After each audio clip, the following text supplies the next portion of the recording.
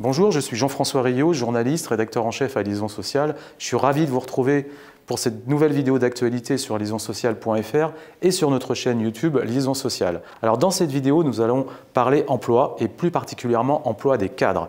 L'APEC, l'Association pour l'emploi des cadres, vient de sortir plusieurs études sur le recrutement d'écoles blancs. Intention d'embauche pour le premier trimestre 2023, difficultés de recrutement, métiers porteurs, cadres seniors, autant de sujets abordés dans ces différentes enquêtes. Et l'occasion pour nous d'aborder quelques-unes de ces problématiques avec Gilles Gatto, directeur général de l'APEC. Alors bonjour Gilles Gatto, directeur général de l'APEC, merci d'avoir accepté notre invitation. Parmi les études que l'APEC vient de publier, l'une d'elles porte sur les intentions de recrutement pour le premier trimestre 2023. Et malgré un contexte défavorable, on le rappelle, la guerre en Ukraine, la crise inflationniste, une croissance au ralenti, on voit que les résultats, les intentions d'embauche sont très élevées et progressent toujours. Alors, est-ce que vous avez été surpris par ces résultats? Oui, on a été surpris, pour être franc. On s'attendait à voir sans doute un fléchissement parce que le deuxième semestre 2022 avait été excellent pour l'emploi des cadres et les embauches de cadres. Hein. Donc, on partait d'un niveau déjà très élevé, très dynamique. On s'attendait peut-être à avoir ce fléchissement avec un horizon un peu assombri sur le plan économique. Et c'est un peu le contraire qu'on voit. Il y a au contraire même une certaine forme d'accélération. Il y a sans doute plusieurs explications à ça. D'abord, les entreprises nous disent qu'elles ont finalement une meilleure visibilité sur leur activité, moins d'incertitudes peut-être qu'il n'y en avait il y a un an, au moment du déclenchement de la guerre en Ukraine ou juste avant l'hiver, où on se demandait s'il y aurait des coupures d'électricité, des ruptures sur le gaz, etc. Il y a peut-être maintenant des entreprises qui se projettent plus après l'hiver plus positivement. Sans doute aussi un phénomène qui joue, c'est les tensions de recrutement très élevées qui font que les entreprises, beaucoup d'entreprises se disent si je mets un peu en pause ma politique de recrutement, demain je risque de ne pas trouver ou de mettre beaucoup de temps à trouver les compétences dont j'ai besoin. Donc il y a aussi ce phénomène sans doute qui joue. Alors, face aux difficultés de recrutement qui persistent, voire qui s'amplifient dans certains secteurs, voire dans certains territoires, quels leviers les entreprises doivent-elles actionner pour réviser leur politique RH et en particulier actionner peut-être une révision des politiques salariales? Ces tensions de recrutement sont à un niveau historiquement élevé. C'est vraiment le sujet numéro 1 aujourd'hui pour les TPE-PME. Et les grandes entreprises de réussir leur recrutement. Hein. Il y a une proportion non négligeable, 1 sur 4, qui a renoncé à au moins un recrutement de cadre, faute d'avoir trouvé des candidats l'année dernière. Donc on voit bien qu'il y a un enjeu même pour la croissance, hein, de surmonter ces difficultés. On est typiquement dans un phénomène multifactoriel, comme on dit, hein, où on voit qu'il faut agir à la fois sur la demande, sur l'offre, sur la formation, bien sûr. Mais nous, à l'APEC, on est focalisé sur les marges de manœuvre qui existent dans les entreprises, dans l'adaptation de leurs critères de recrutement. C'est vrai sur le salaire, dans le contexte d'inflation que l'on connaît. Et c'est le premier critère d'ajustement quand les entreprises ont réussi à recruter. En majorité, elles l'ont fait en allant au-delà de la fourchette de salaire qu'elles s'étaient fixée au départ.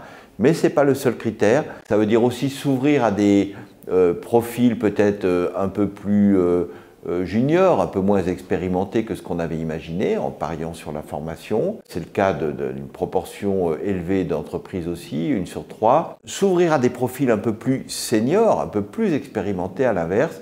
Là, on voit que ça reste quand même difficile. Il y a à peine une entreprise sur 4 qui évoque cette possibilité, alors qu'il y a là un vivier de compétences disponibles très important du côté des cadres seniors.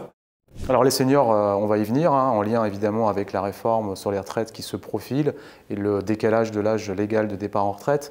Alors comment l'APEC finalement peut-elle aider les entreprises à mieux recruter des seniors, à en recruter davantage en tout cas, et maintenir en emploi les seniors qui sont actuellement au travail? Alors cette question, c'est une question absolument clé, hein, c'est un enjeu majeur. Encore plus fort avec la perspective d'un allongement de l'âge de la retraite, évidemment.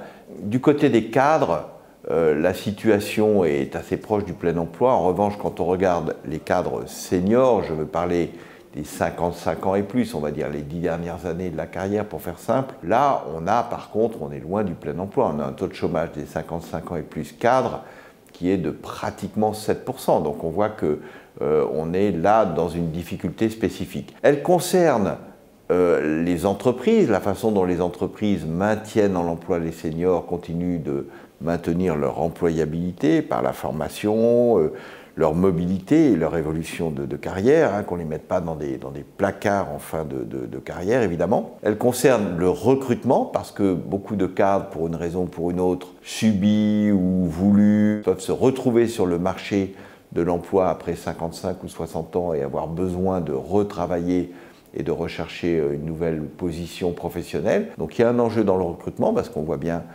comment ces CV sont souvent écartés d'office, j'allais dire.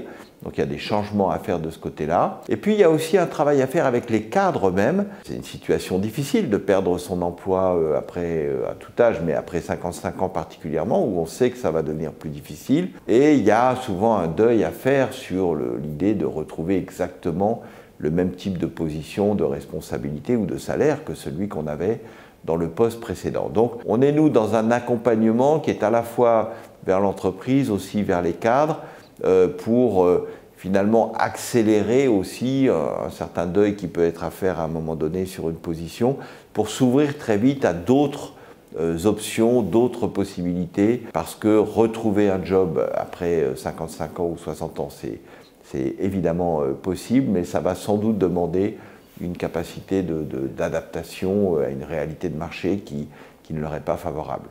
Merci Gilles Gâteau d'avoir accepté cette invitation. De mon côté, on se retrouve bientôt pour une nouvelle vidéo d'actualité sur liaisonsocial.fr et sur notre chaîne YouTube Liaison Sociale.